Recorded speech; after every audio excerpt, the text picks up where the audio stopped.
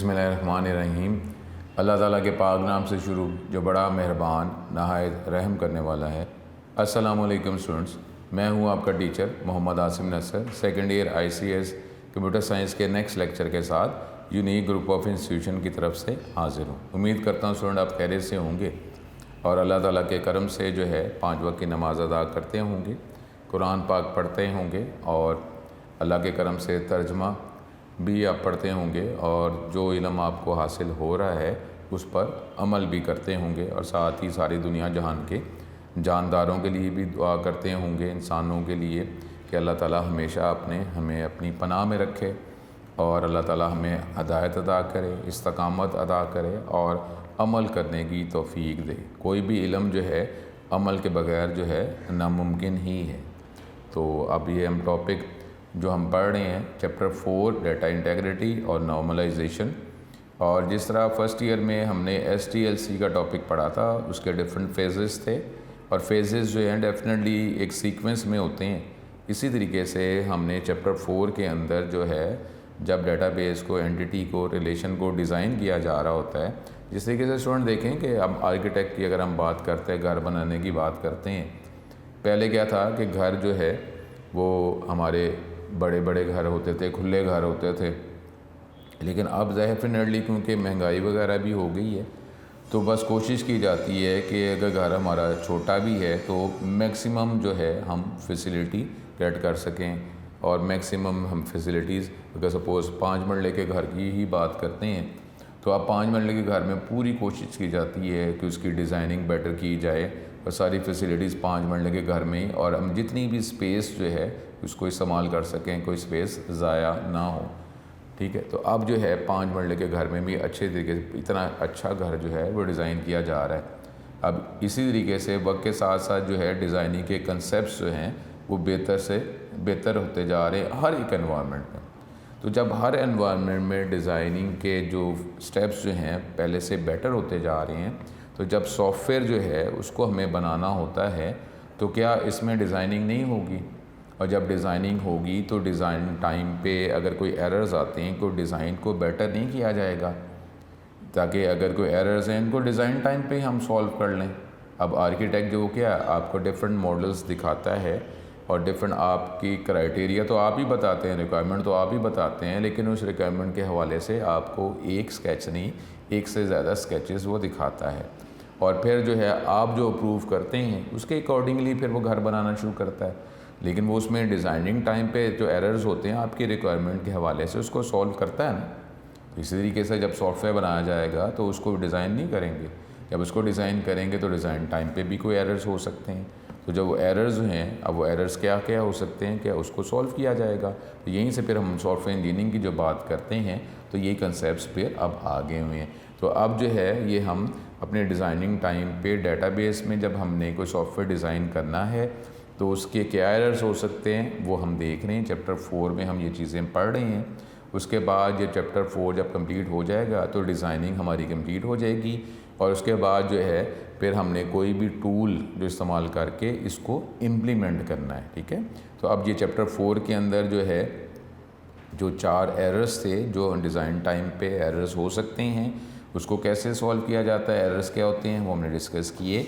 अब मेन जो नॉर्मलाइजेशन के प्रोसेस के अंदर जो हमारे सेकेंड ईयर के सिलेबस के हवाले से जो मेन 3 एरर्स हैं, अब वो एरर्स क्या हैं, उनको सॉल्व कैसे किया जाता है, वो अब हम टॉपिक पढ़ रहे हैं। अब ये टॉपिक जो है ये कभी लॉन्ग क्वेश्चन नहीं आया, लेकिन आप स्टूडेंट इस ईयर के हवाले से, स्मार्ट सिलेबस के हवाले से इसको भी लॉन्ग क्वेश्चन के तौर पर भी आप कंसिडर लाजमी करेंगे। चैप्टर 4 में से लॉन्ग क्वेश्चन आया नहीं कभी, लेकिन अब इस दफ़ा जो है आप चैप्टर 4 को भी लॉन्ग क्वेश्चंस के हवाले से भी प्रिपेयर करेंगे। इसमें 4 लॉन्ग क्वेश्चंस हो सकते हैं, first normal form, second normal form, third normal form और डेटाबेस एनोमलीज। ठीक है, तो ये अब हम एक एक करके ये एरर क्या है, इसको सॉल्व कैसे किया जाता है विद सम एग्जांपल, ये हम देखेंगे।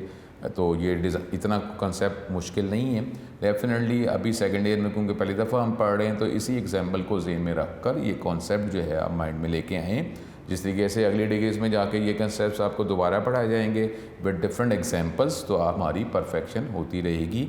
ये कंसेप्ट ऐसे हैं कि ये थ्रू आउट जो है आपको अगली डिग्रीज में भी मिलते रहेंगे। अब हम फर्स्ट टाइम क्योंकि कर रहे हैं, तो इसी जो एग्जाम्पल टेक्स्ट बुक में मौजूद है उसी सिमिलर एग्जाम्पल से ही आप इस कंसेप्ट को फर्स्ट टाइम माइंड में लेके आएँ।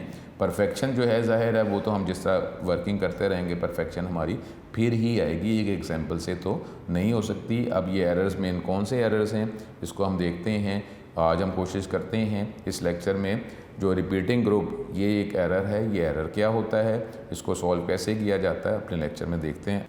स्टूडेंट ये अब हमारे पास मेन जो है नॉर्मलाइजेशन के steps. Normalization is often a completion steps each of which correspond to a normal form. ठीक है, अब ये कोई हमने रिलेशन था, उसमें पहले हम रिपीटिंग ग्रुप का एरर जो है फर्स्ट नॉर्मल फॉर्म की स्टेट तक पहुंचने के लिए रिपीटिंग ग्रुप का एरर मूव करेंगे, फिर सेकंड नॉर्मल फॉर्म के लिए जो पार्शियल डिपेंडेंसी का एरर मूव करेंगे, फिर थर्ड नॉर्मल फॉर्म के लिए ट्रांजिटिव डिपेंडेंसी का एरर रिमूव करेंगे। अब बाकी जो है हायर नॉर्मलाइजेशन फॉर्म है जो अगली डिग्री में हम देखेंगे, और भी नॉर्मल फॉर्म्स हैं लेकिन इसके आपको देखें अंदाज़ा हो रहा है कि ये हमारे पास मेन बात ये है कि फ़र्स्ट ईयर सेकंड ईयर में जितने भी टॉपिक डिफरेंट सब्जेक्ट्स के आप पढ़ते हैं वो सारे ही रिक्वायर हैं अगली डिग्री के लिए, सारे टॉपिक्स ही रिक्वायर होंगे। तो इंटर तक जितने भी टॉपिक्स हैं आपको करने हैं।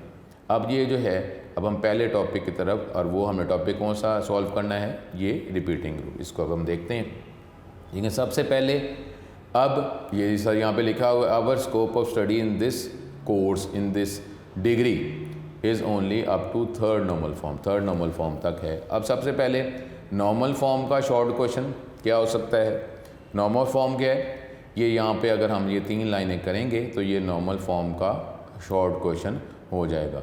Normal form is a state of a relation, ये किसी भी रिलेशन की वो स्टेट है, पोजीशन, पॉइंट है। That can be determined by applying simple rules, हम रूल्स कुछ अप्लाई करेंगे, रूल्स अप्लाई करके हमारे जो रिलेशन जो है वो इस स्टेट तक पहुंच जाता है, उसको हम नॉर्मल फॉर्म कहते हैं। रिगार्डिंग डिपेंडेंसीज, डिपेंडेंसी का मतलब क्या है, ताल्लुक। नॉर्मली ताल्लुक क्या होता है कि हम नॉन की एट्रीब्यूट किस पे डिपेंड करता है, की एट्रीब्यूट पे। हम ये देख लें कि जितना हम पढ़ते जा रहे हैं, इससे पहले भी हमने 4 एरर्स जो है सॉल्व किए हैं। तो मेन कंसेप्ट क्या है, हमें डाटा जो भी रिक्वायर है, जो रिकॉर्ड रिक्वायर है, हमें वही रिकॉर्ड रिटर्न हो, यानी जो डाटा हमें चाहिए, जो भी यूज़र डिमांड कर रहा है, जो भी डाटा या इन्फॉर्मेशन डिमांड कर रहा है, उसको वही डाटा इन्फॉर्मेशन रिटर्न की जाए ना जो रिक्वायर कर रहा है। इतना ज़्यादा बल्क, इतनी ज़्यादा लिस्ट जो है, ज़्यादा रिकॉर्ड, अगर डाटा ज़्यादा लिस्ट जिस तरह आप गूगल सर्च करते हैं तो ठीक है, वो तो आपको डिफरेंट वेबसाइट्स के लिंक्स देता है, लेकिन वो इतने ज़्यादा लिंक्स जो हैं उसका कोई इतना फ़ायदा होता है। हम पहले पेज पे लिंक पे क्लिक कर देते हैं या दूसरे पेज पे लिंक पे किसी पे क्लिक कर देते हैं, इतने अगर वो कहता है कि जी 1000 लिंक्स प्रोवाइड कर रहे हैं, तो 1000 लिंक्स का हमें फ़ायदा कब होता है। इतनी ज़्यादा वर्किंग कर रहा है तो उसका हमें फ़ायदा क्या है, हमें वो जस्ट 3-4 लिंक्स वो प्रोवाइड कर दे, और 3-4 लिंक्स में से जो भी रिक्वायर्ड जो हमारे पास जो लिंक है उस पर हम क्लिक कर दें। तो ये तो आप आगे भी खैर देखेंगे, डिफरेंट सब्जेक्ट्स आप पढ़ेंगे कि होना क्या चाहिए कि जो यूज़र डिमांड कर रहा है उसको वही चीज़ डाटा मिल जाए। इतनी ज़्यादा वर्किंग से हमें कभी फ़ायदा हुआ तो नहीं है, ठीक है। तो अब जो है इसी तरीके से जब आप रिलेशन की बात करते हैं उसमें क्या होता है, रिकॉर्ड्स।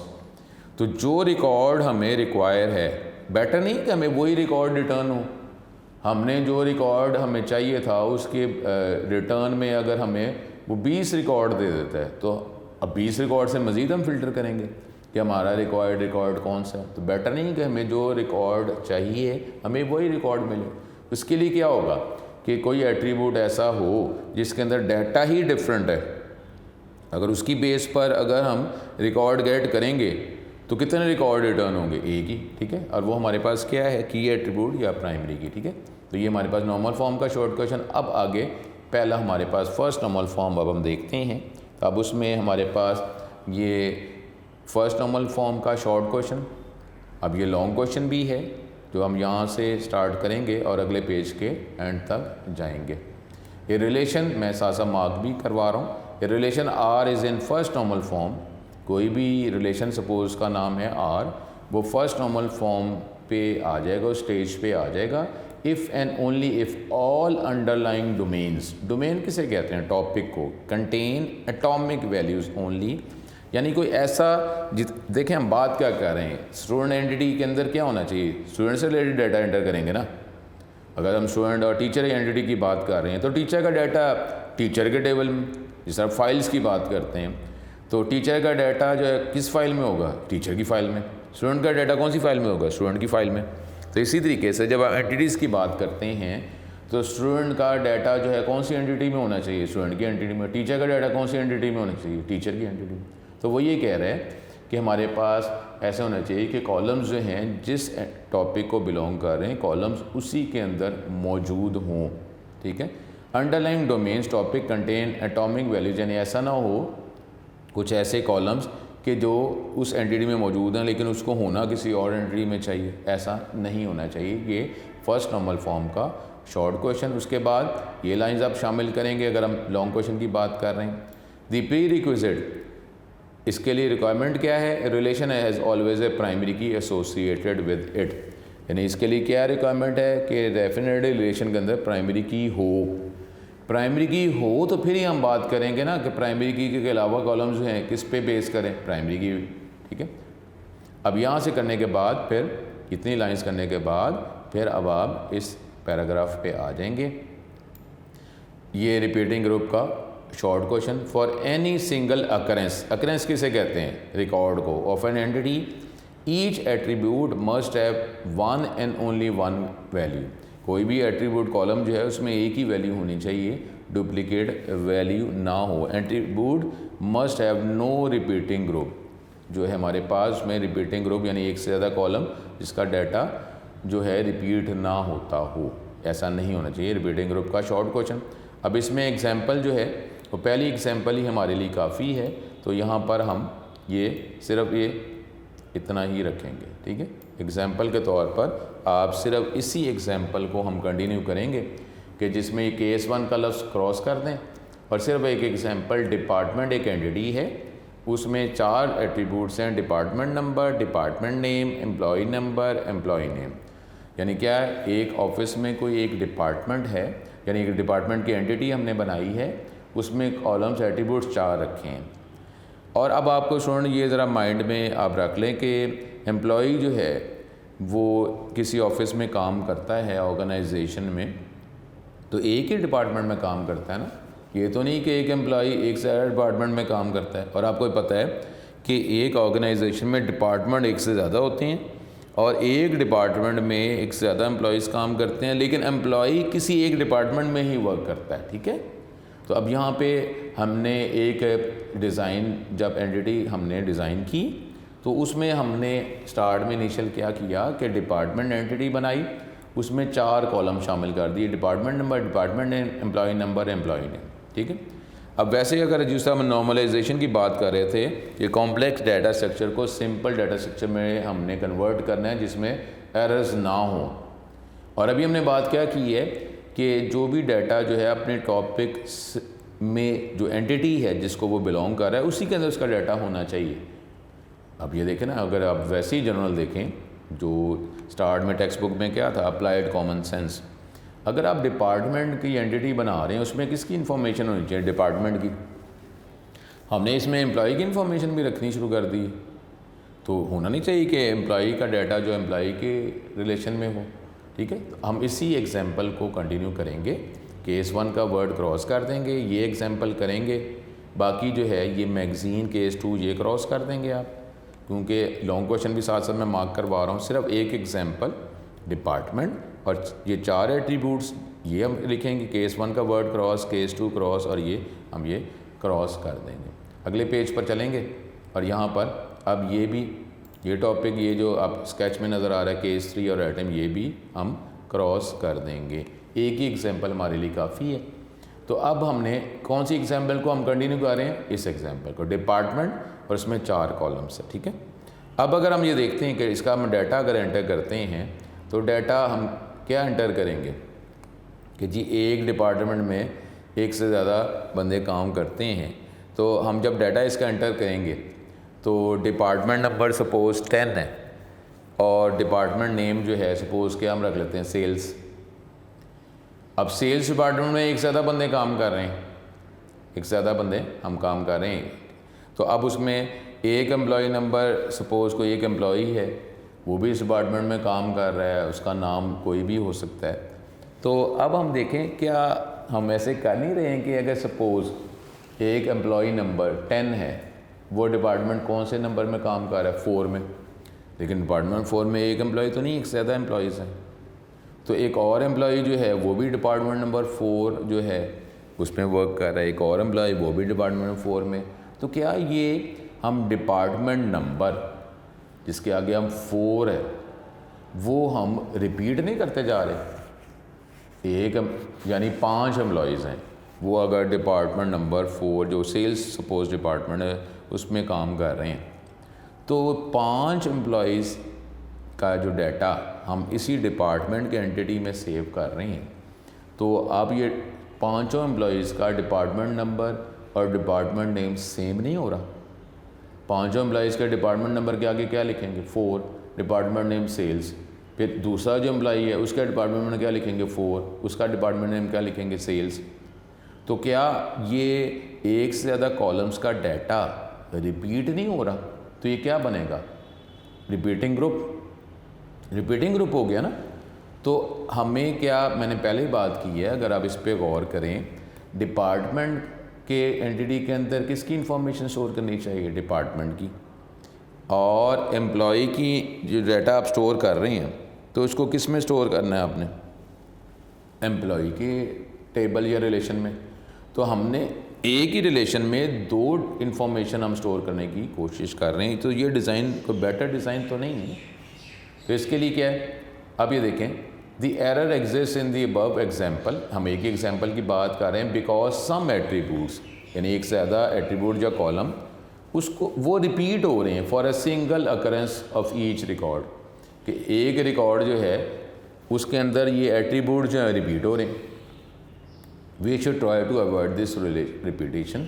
अब इसके लिए ये हमारे पास डिज़ाइन बेटर नहीं है, ये डिपार्टमेंट की इंफॉर्मेशन डिपार्टमेंट की एंटिटी में और एम्प्लॉय की इंफॉर्मेशन एम्प्लॉय की एंटिटी में।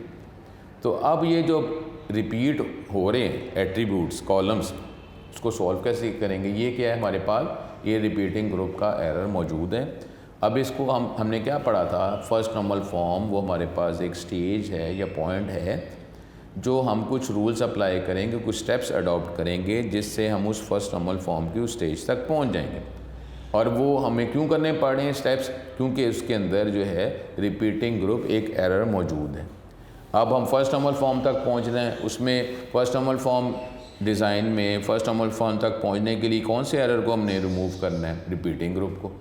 अब रिपीटिंग ग्रुप को जो एरर जो इसको जब रिमूव करेंगे तो कुछ ना कुछ स्टेप्स अडॉप्ट करने हैं। अब वो स्टेप्स क्या हैं, step 1, whenever repeating group occur, जब भी रिपीटिंग ग्रुप मौजूद हो तो रिपीटिंग एट्रीब्यूट, जो एट्रीब्यूट जिसका डाटा रिपीट हो रहा है उसको आप रिमूव कर दें उस एंटिटी में से, रिलेशन में से, and place where it belongs. देखें क्या बात हो रही, वेयर इट बिलोंग्स। हमने स्टार्ट में नॉर्मलाइजेशन में यही पढ़ा था ना कि जो टॉपिक है उसका डाटा उसी एंटिटी के अंदर होना चाहिए। तो अब आप जो है डिपार्टमेंट का डाटा डिपार्टमेंट की एंटिटी में हो, एम्प्लॉय का डाटा एम्प्लॉय की एंटिटी में हो, under the entity data describe, अब उसको रिमूव कर दें। अब डिपार्टमेंट की एंटिटी में क्या होना चाहिए, डिपार्टमेंट के columns, department number, department name, और एम्प्लॉय की एंटिटी में क्या होना चाहिए, एम्प्लॉय नंबर, एम्प्लॉय नेम। दूसरा स्टेप क्या है कि अब देखें, हमने जो हम रिलेशनशिप का टॉपिक है इसको जब हम अप्लाई करेंगे चैप्टर 6 में, तो ये हम एग्जाम्पल के साथ ये रिलेशनशिप का टॉपिक जो है इसको अप्लाई भी करेंगे। जो हमने चैप्टर 3 में हमने कार्डिनैलिटी और मॉडैलिटी पढ़ा था। कार्डिनैलिटी में रिलेशनशिप की डिफरेंट टाइप्स थी, 1 to 1, 1 to many, many to many। तो अब जो है वो हम कैसे अडॉप्ट करते हैं वो हम देखेंगे।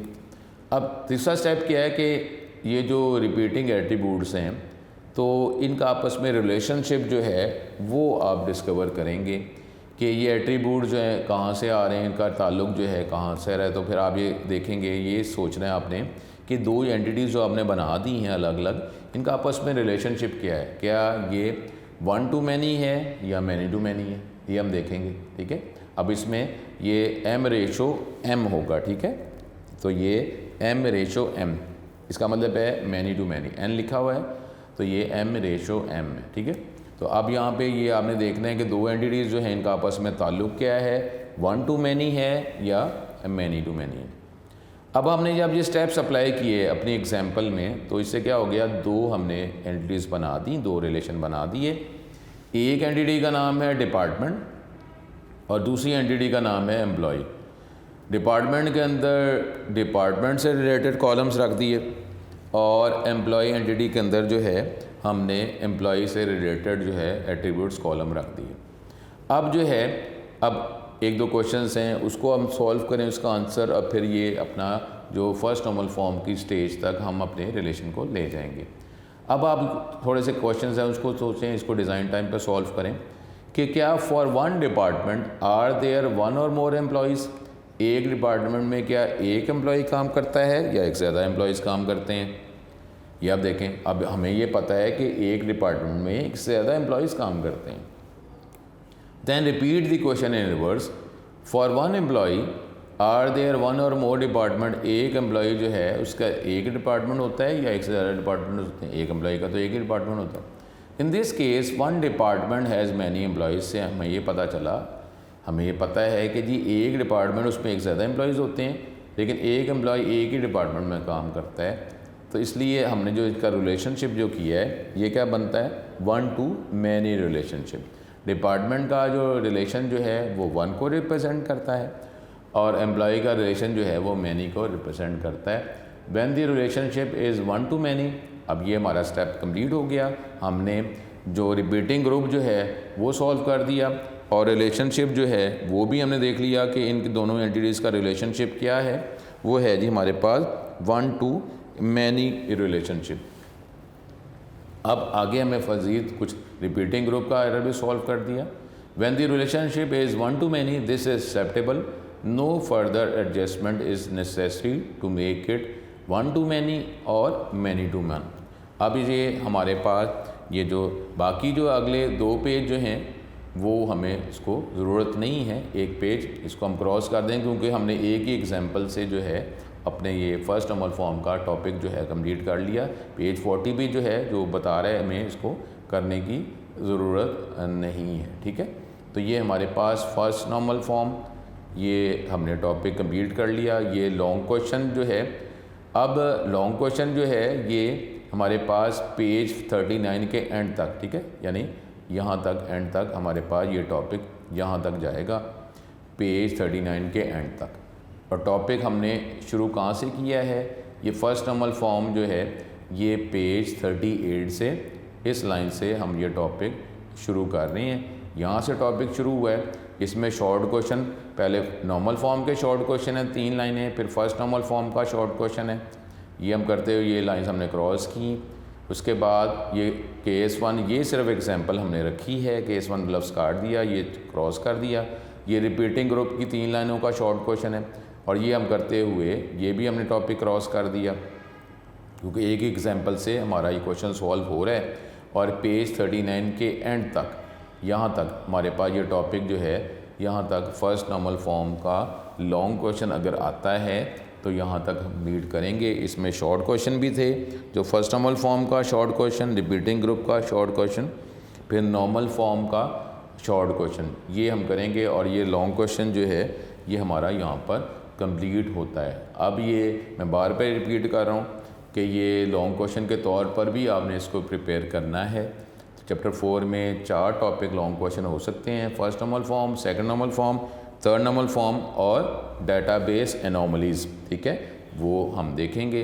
तो इसको, इसी टॉपिक को यहाँ पे हम कंप्लीट करते हैं और इसी टॉपिक को अब हम नेक्स्ट लेक्चर में यूनिक नोट्स के हवाले से इसको सॉल्व करेंगे।